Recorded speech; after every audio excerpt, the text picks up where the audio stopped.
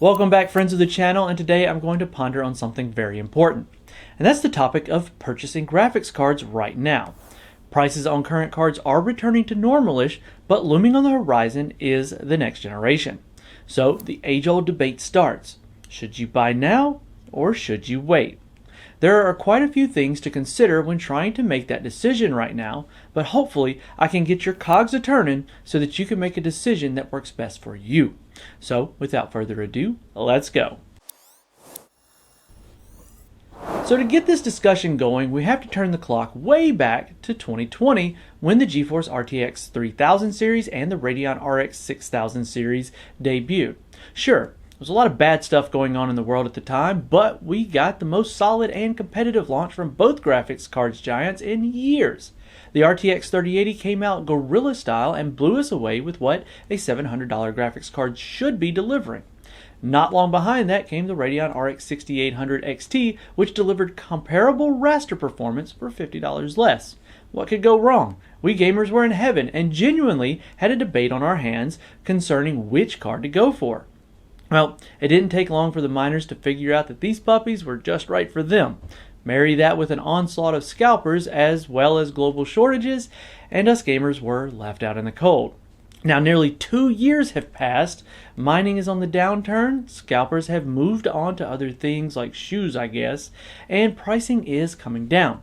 We're quickly approaching MSRP, and even recently I caught sight of a GeForce RTX 3050 on sale, as in below MSRP. Now the same can be said for the lower tier Radeon cards like the RX 6600 as well. But after 2 years, are we really willing to pay what the card should have been available for the whole time? I mean, it does feel kind of crappy, and that said, the performance is still there, and if they were good prices at launch, then aren't they still? There does, however, loom another question on the horizon.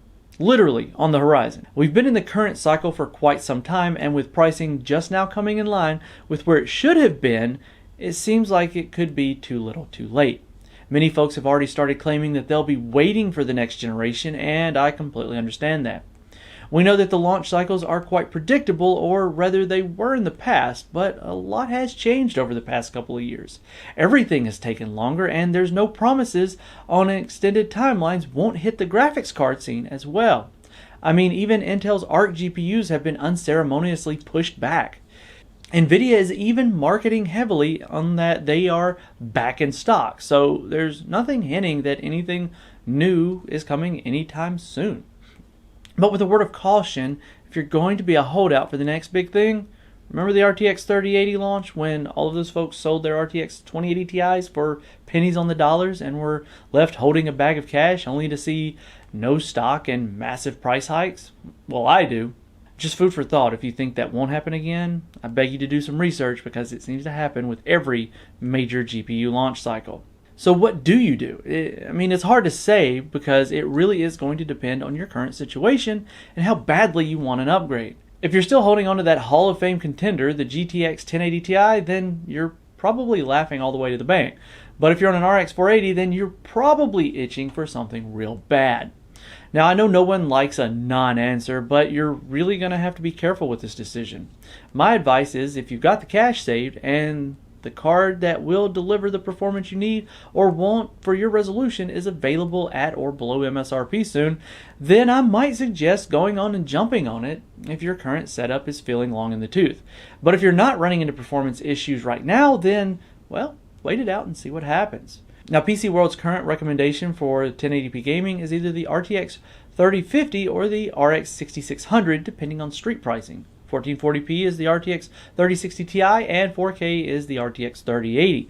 But right now, all of those could be in flux depending on street pricing. So, one question is, will those cards and others like them hold out against the new generation? Well, on one hand, it really doesn't matter since we have no idea yet, and these cards can get you better gaming now.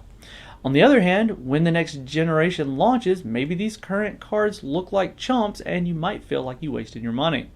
Unfortunately, that's how things always go. Things will get better over time, but if you need it bad now, it doesn't mean your current gen cards are going to stop working as soon as the next gen launches. Yeah, they will be growing long in the tooth sooner, and the price to performance ratio will be off when compared to the new stuff, but that's the risk that you take at this point in the game. Like I said earlier, we have rumors of what the next generation holds and when it will launch, but no one knows but the companies right now. And even if the next generation does launch in the next 6 months, it doesn't mean that you'll be able to get it right away at launch anyway. I'm not even talking about miners or scalpers. I mean, the next gen usually launches at the high end, so you'll be waiting even longer for the mid and low end options, and by that time, we might be talking a year from now. And one of the biggest reasons to wait, though, is that we have no idea on how Intel entering the discrete graphics card market is going to shake things up. They might have some attractive options that could cause major competition that drives prices down hard. That is the hope, anyway, and if it's true, gamers stand to benefit greatly.